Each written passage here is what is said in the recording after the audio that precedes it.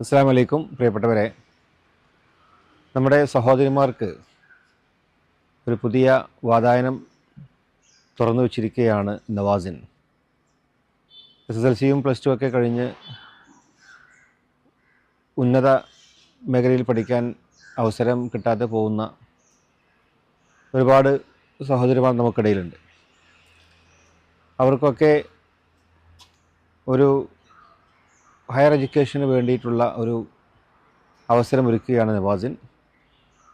ദീനീപരമായും ഭൗതികപരമായും ഒരുപാട് വിഷയങ്ങളെക്കുറിച്ച് പഠിക്കാനും സംവദിക്കാനൊക്കെയുള്ള അവസരമാണ് ഇതിലൂടെ ലഭിക്കുന്നത്.